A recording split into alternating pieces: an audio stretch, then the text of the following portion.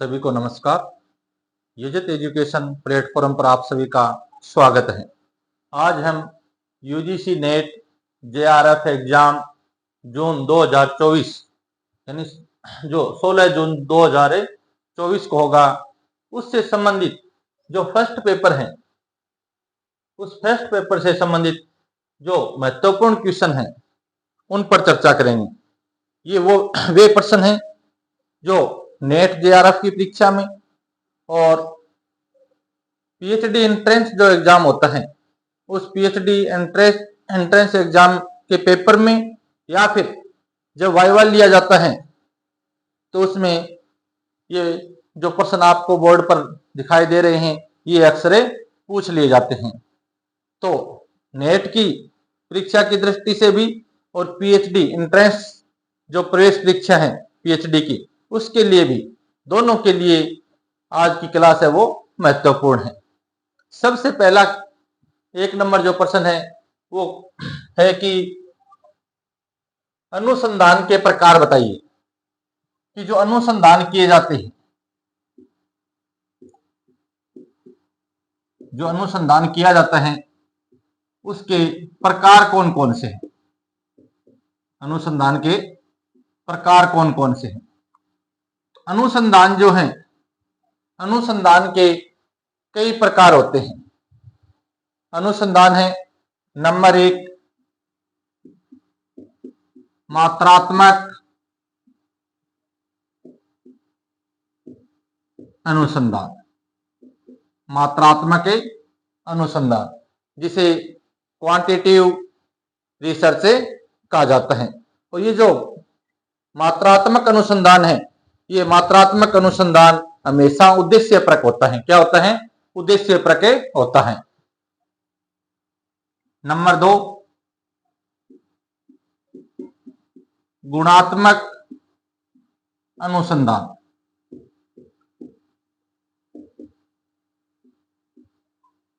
गुणात्मक अनुसंधान है, इसको क्वालिटेटिव रिसर्च के नाम से जाना जाता है। जो गुणात्मक अनुसंधान होता है ये हमेशा व्यक्तिपरक होता है। क्या होता है? व्यक्तिपरक होता है। और जो मात्रात्मक होता है वो उद्देश्यपरक होता है। दोनों में अंतर है। तीसरा जो अनुसंधान का प्रकार है वो है विवरणात्मक अनुसंधान।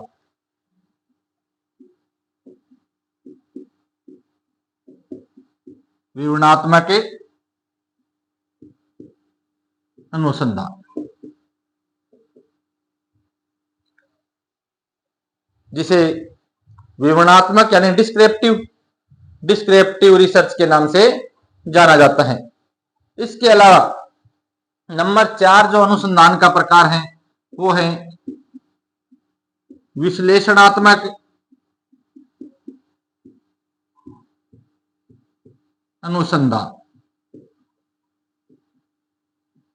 विश्लेषणात्मक अनुसंधान जिसे एनालिटिकल या एनालिटिक रिसर्च के नाम से जाना जाता है।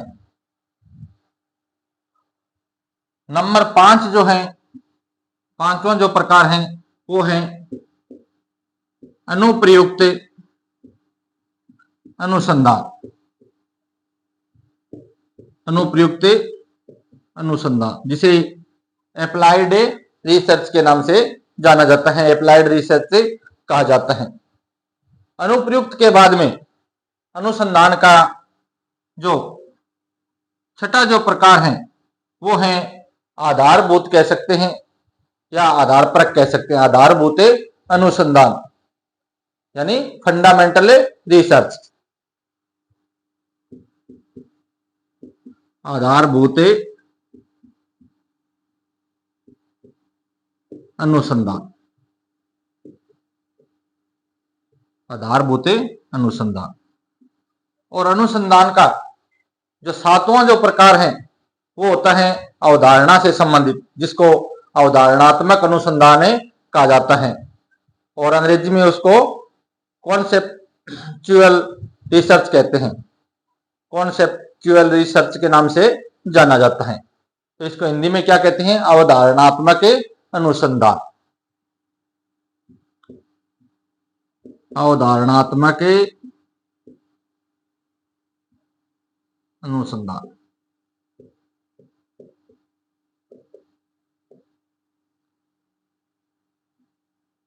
आठवां जो प्रकार है अनुसंधान का वो होता है नैदानिक अनुसंधान।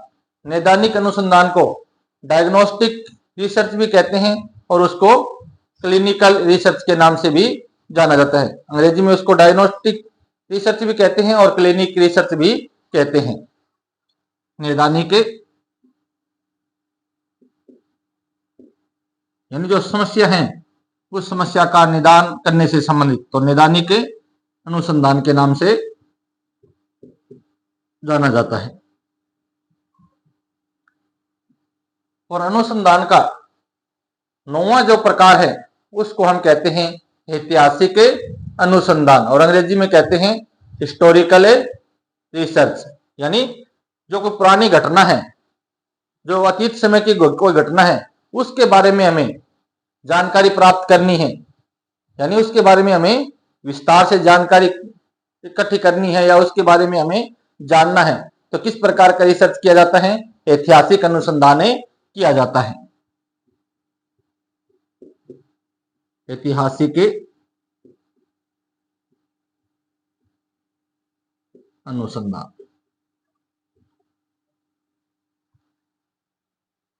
तो पहला क्वेश्चन कह रहे हैं कि अनुसंधान के प्रकार बताइए। तो ये अनुसंधान के प्रकार हैं मात्रात्मक, गुणात्मक, विवरणात्मक, विश्लेषणात्मक, अनुप्रयुक्त, आधारभूत, अवधारणात्मक, नैदानिक और ऐतिहासिक। और जो नेट का एग्जाम होता है, नेट के एग्जाम में इसमें से 3 विकल्प हैं वो तो दे दिए जाते हैं। प्रश्न इस तरह से दिया जाता है कि निम्नलिखित में से अनुसंधान का प्रकार नहीं है। निम्नलिखित में से अनुसंधान का प्रकार नहीं है। तो ये अपने को जो अनुसंधान के प्रकार हैं, इनके नाम हैं, ये याद रखने हैं कि अनुसंधान कितने प्रकार के होते हैं, कौन कौन से होते हैं। तो एक बार आप स्क्रीनशॉट लेना चाहो तो स्क्रीनशॉट ले सकते हो। परीक्षा की दृष्टि से महत्वपूर्ण प्रश्न है।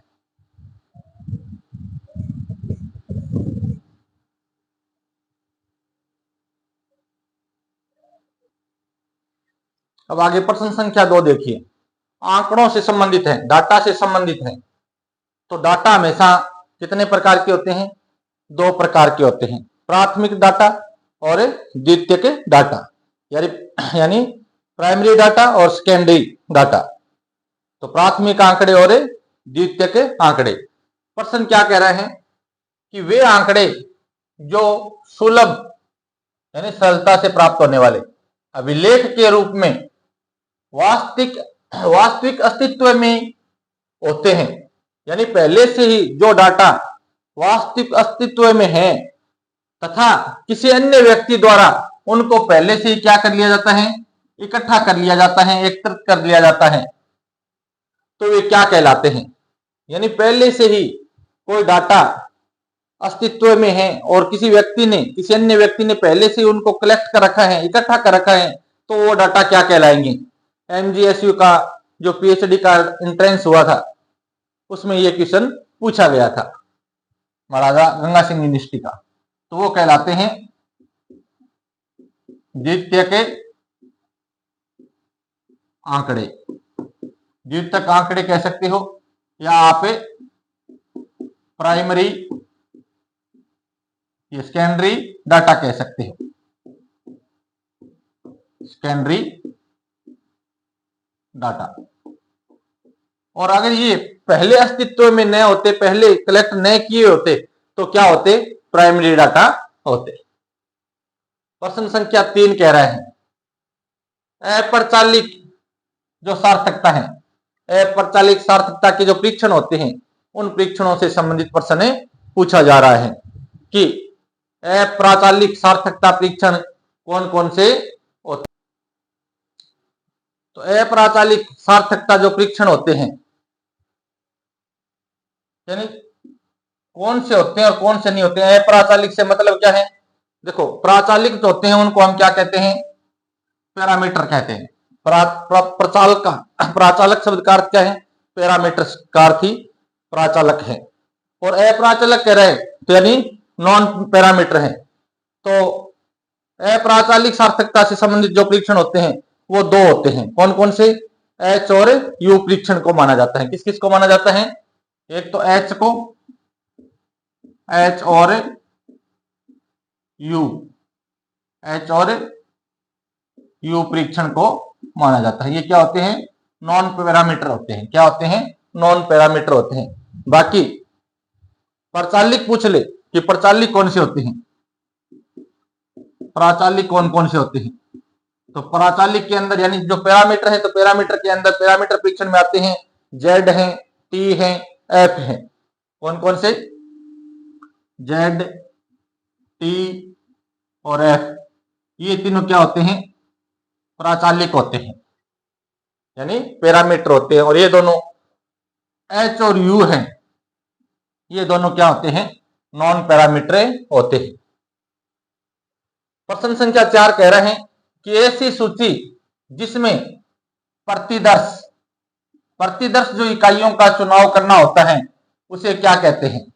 यानी ऐसी सूची जिसमें प्रतिदर्श सूची कौन सी होती है?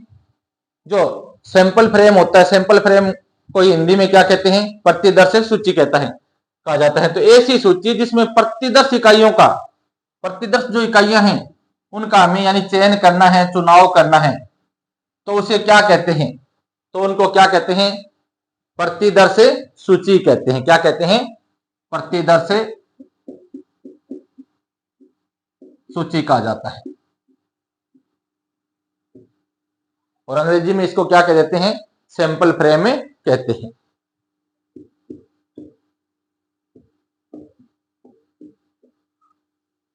सैंपल फ्रेम के नाम से जाना जाता है। अब देखिए भारत, 5वां प्रश्न देखिए, भारत में परीक्षा की दृष्टि से महत्वपूर्ण प्रश्न है, बार बार पूछा जाता है कि भारत में कॉपीराइट एक्ट है, कॉपीराइट एक्ट कब अधिनियमित किया गया? कि कॉपीराइट एक्ट है उसको अधिनियम के रूप में, कानून के रूप में कब स्वीकार किया गया? तो 4 जून 1957 को। कब है? 4 जून, ये डेट नहीं पूछते हैं, सन पूछा जाता ज्यादातर। तो 1957 को, 1957 को जो भारत में कॉपीराइट एक्ट है उसको अधिनियमित किया गया था। अब ये 6 नंबर प्रश्न है वो कॉपीराइट से संबंधित है। दोनों प्रश्न महत्वपूर्ण है कि कॉपीराइट अधिनियम किसको संरक्षण प्रदान करता है? कि कॉपीराइट अधिनियम है वो किसको संरक्षण प्रदान करता है?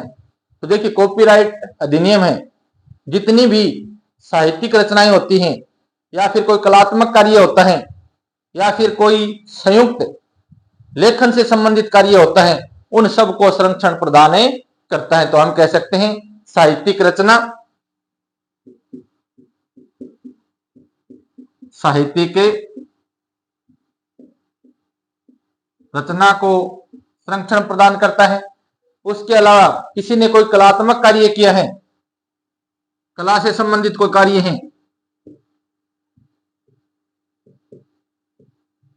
इसके अलावा अगर संयुक्त रूप से संयुक्त लेखकत्व कार्य होता है उसको भी ये संरक्षण प्रदान करता है। संयुक्त लेखकत्व से अभिप्राय है कि जब एक से अधिक लेखक आपस में मिलकर किसी चीज की रचना करते हैं, कुछ लिखते हैं, तो उसकी भी यानी उसको भी यह संरक्षण प्रदान करता है। जैसे देखिए ट्रेडमार्क है या जो 100 है, इसके अलावा कॉपीराइट है, ये सारे के सारे क्या हैं? यानी कॉपीराइट एक्ट अधिनियम है उसके तहत ही आते हैं। अब देखिए 7वां प्रश्न कह रहे हैं एक वैज्ञानिक योजना, कौन सी योजना? वैज्ञानिक योजना जिसका उद्देश्य, इस जो वैज्ञानिक योजना है उस योजना का उद्देश्य क्या है? नवीन ज्ञान की प्राप्ति। क्या है? नवीन ज्ञान की प्राप्ति। तो एक वैज्ञानिक योजना जिसका उद्देश्य नवीन ज्ञान की प्राप्ति है, वो योजना क्या कहलाती है? तो ऐसी योजना हम कल पढ़ चुके थे, कल की क्लास में। क्या कहलाती है? रिसर्च कहलाती है। और हिंदी में क्या कहते हैं? अनुसंधान कहते हैं। क्या कहलाएगी? अनुसंधान कहलाएगी। यानी एक ऐसी वैज्ञानिक योजना जिसका उद्देश्य क्या हो? नवीन ज्ञान की प्राप्ति हो, तो वो योजना क्या कहलाएगी? अनुसंधान कहलाएगी। प्रश्न संख्या 8 देखिए, जब दो यानी एक से अधिक, दो या दो से अधिक, दो हो सकते हैं, दो से अधिक जो चर होते हैं, उन चरों की जब तुलना की जाती है तो उनकी तुलना करते समय जिसकी सहायता ली जाती है उसे क्या कहते हैं?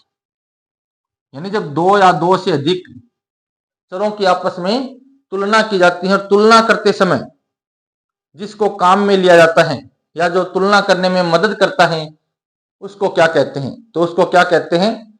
टेबुलेशन कहते हैं। और हिंदी में उसको क्या कहते हैं? सारणीकरण। क्या कहते हैं? सारणीकरण कहा जाता है। सारणीकरण कहा जाता है। प्रश्न संख्या 9 देखिए, दोनों ही परिभाषाएं महत्वपूर्ण है, बार बार परीक्षा में पूछ ली जाती हैं। दोनों ही महत्वपूर्ण है कि एक अनुसंधान अभिकल्प शोध कार्य की तार्किक एवं व्यवस्थित योजना है। कि एक अनुसंधान है, एक अनुसंधान का जो अभिकल्प है वो शोध कार्य की यानी शोध के रूप में जो काम किया जा रहा है उसकी क्या है? तार्किक और व्यवस्थित योजना। यानी अनुसंधान को तार्किक और व्यवस्थित योजना बताने का काम या यह परिभाषा किसके द्वारा दी गई?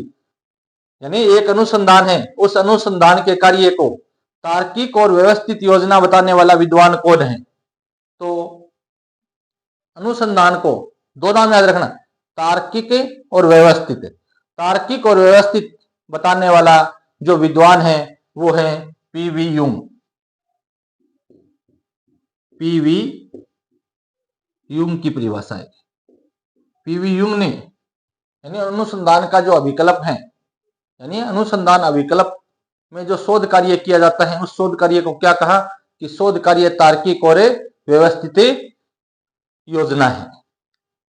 प्रश्न संख्या 10 देखिए, ये दोनों ये भी महत्वपूर्ण है।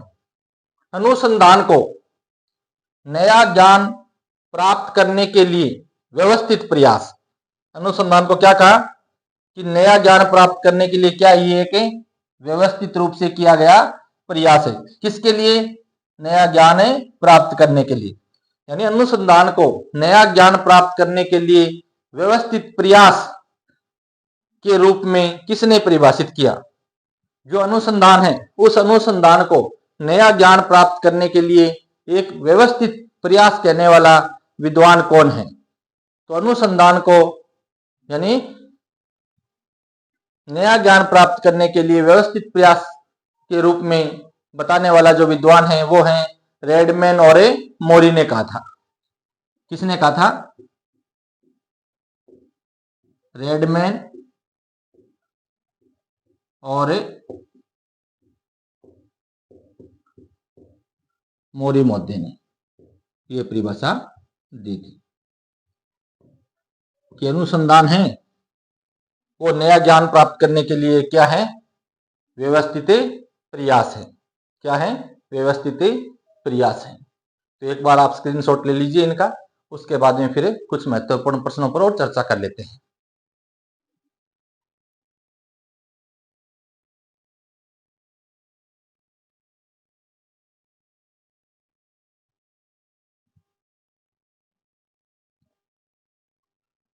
अब आगे आपसे महत्वपूर्ण प्रश्न यह पूछा जा सकता है, शोध का स्वरूप क्या है? शोध का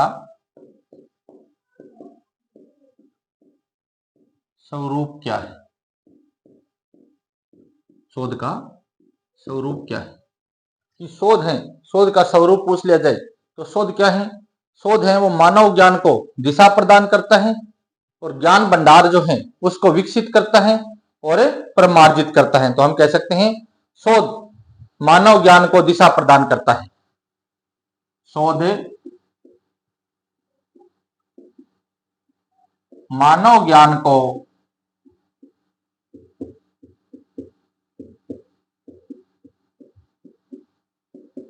दिशा प्रदान करता है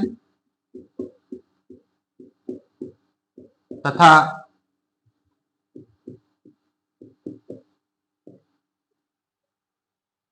ज्ञान भंडार को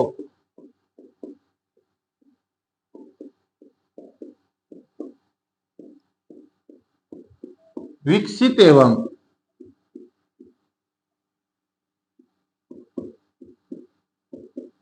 परिमार्जित करता है। यही शोध का क्या है? स्वरूप है। यही शोध का क्या है? स्वरूप है। अगर ये पूछ लिया जाए कि शोध विधियों के प्रकार बताओ, कि शोध करने के लिए कौन कौन सी विधि होती हैं, शोध विधियों के प्रकार पूछ लिए जाए कि शोध करने के लिए जो विधियां हैं उन विधियों के कितने प्रकार हैं या कौन कौन सी विधियां हैं। तो शोध जब करते हैं, शोध करने के लिए मुख्य रूप से 3 प्रकार की विधियां हैं वो काम में ली जाती हैं। कितने प्रकार की? 3 प्रकार की। 3 प्रकार की विधियां काम में ली जाती हैं। 3 प्रकार की विधियां कौन कौन सी? नंबर 1 खोजपूर्ण विधि, नंबर 2 वर्णात्मक विधि और नंबर 3 कारणात्मक विधि। तो सबसे पहले खोजपूर्ण विधि। नंबर 1 खोजपूर्ण विधि, नंबर 2 खोजपूर्ण और उसके बाद में वर्णात्मक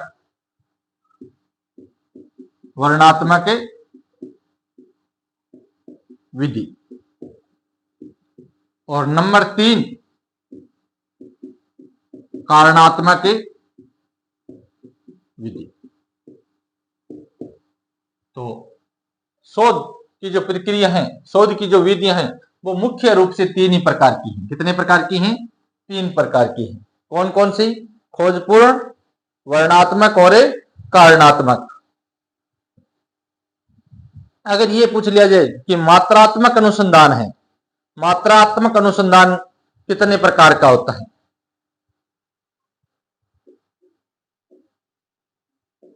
मात्रात्मक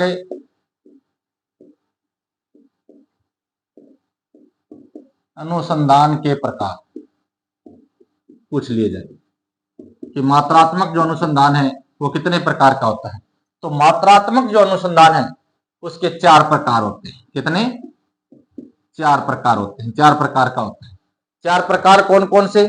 वर्णात्मक होता है, सहसंधात्मक होता है, कारण या तुलनात्मक कह सकते हैं या अर्ध प्रायोगिक कह सकते हैं, और नंबर 4 होता है वो प्रायोगिक अनुसंधान होता है। तो नंबर 1 वर्णात्मक,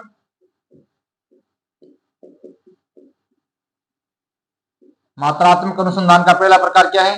वर्णात्मक। दूसरा जो प्रकार होता है वो होता है सहसंधात्मक। क्या होता है? संबंधात्मक। और तीसरा जो इसका प्रकार होता है वो कारण और तुलना से संबंधित होता है, तो उसको कारण तुलनात्मक भी कहते हैं, कारण तुलनात्मक भी कहा जाता है। और इसी को ही क्या कहा जाता है? अर्ध प्रायोगिक कहा जाता है। क्या कहा जाता है? अर्ध प्रायोगिक कहा जाता है। और नंबर 4 जो प्रकार होता है मात्रात्मक अनुसंधान का वो होता है प्रायोगिक अनुसंधान। प्रायोगिक अनुसंधान, ये मात्रात्मक जो अनुसंधान है उसके 4 प्रकार होते हैं। इनमें क्या है कि जो चर होते हैं उन चरों के बीच में कारण और प्रभाव होता है, उसका संबंध स्थापित करने का प्रयास किया जाता है। क्या किया जाता है कि जो चर होते हैं उन चरों के मध्य कारण और संबंध स्थापित करने का प्रयास किया जाता है। चरों के मध्य कारण और संबंध कह सकते हैं, या कारण और प्रभाव, प्रभाव लिख दो, दोनों बातें आ जाएगी, कारण और प्रभाव स्थापित करने का क्या किया जाता है, प्रयास किया जाता है। अगर ये पूछ लिया जाए कि शोध के वर्ग कितने होते हैं, प्रमुख वर्ग कितने हैं, शोध के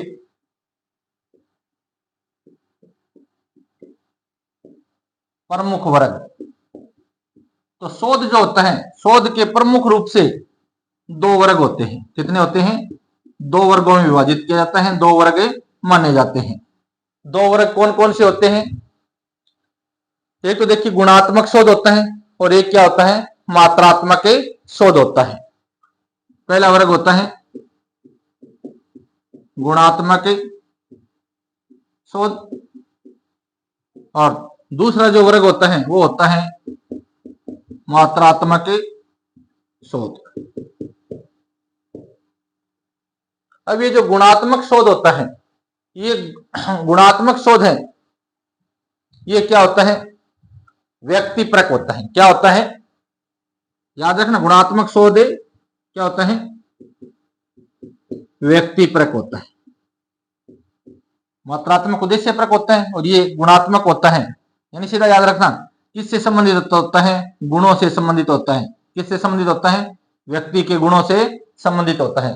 कहने का अभिप्राय यह है कि एक कथा के रूप में मनुष्य के जो अनुभव है, उन अनुभवों की तलाश करता है। यानी कथा के रूप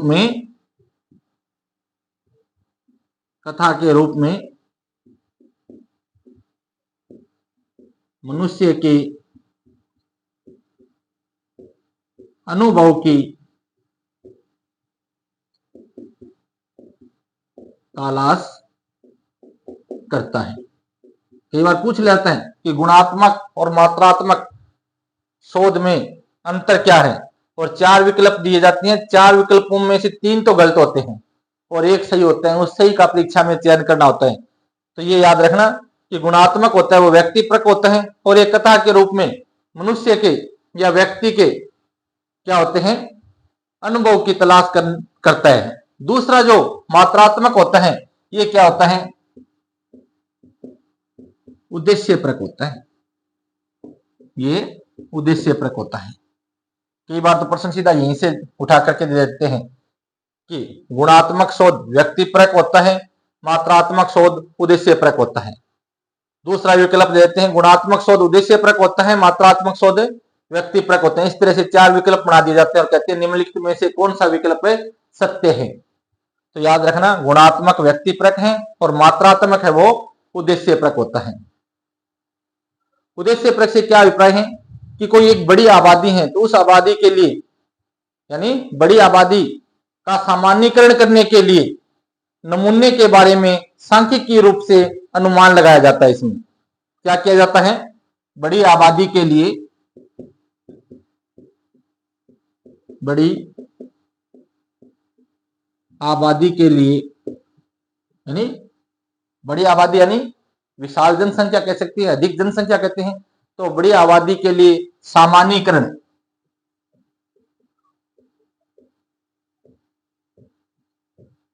बड़ी आबादी के लिए सामान्यीकरण करने के लिए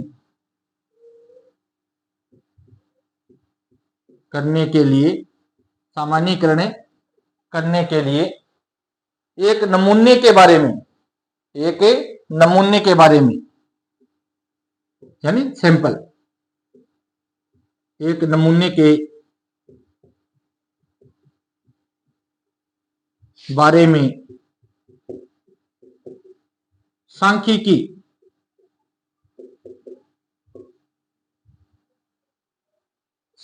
कह सकते हैं, सांख्यिकीय रूप में अनुमान लगाना चाहता है। सांख्यिकीय रूप में इसमें क्या होता है, अनुमान, अनुमान लगाना चाहता है। फिक्स नहीं होता है, एक सिर्फ अनुमान होता है, और ये क्या होता है, उद्देश्यपरक होता है, मात्रात्मक शोध। तो गुणात्मक और मात्रात्मक शोध में अंतर है, और शोध के प्रमुख वर्ग दो ही हैं, एक तो गुणात्मक शोध और दूसरा मात्रात्मक शोध। तो एक बार आप स्क्रीनशॉट लेना चाहो तो स्क्रीनशॉट ले सकते हो। ये आज हमने जो ये 14 प्रश्न जो पढ़े हैं, ये नेट जेआरएफ और पीएचडी एंट्रेंस दोनों परीक्षाओं की दृष्टि से महत्वपूर्ण प्रश्न है। तो अगर आपको यह क्लास अच्छी लगी हो, पसंद आई हो, तो इसको ज्यादा से ज्यादा आप शेयर करें, अपने सहपाठियों या अपने मित्रों तक भेजें। और जो नए स्टूडेंट हैं इस चैनल पर, वो इस चैनल को सब्सक्राइब कर लें। आपको प्रतिदिन यानी जो महत्वपूर्ण प्रश्न है जो अक्सर पूछे जाते हैं, उन महत्वपूर्ण प्रश्नों की जो क्लास है वो इस चैनल पर नियमित रूप से मिलती रहेगी। आप सबका बहुत बहुत धन्यवाद।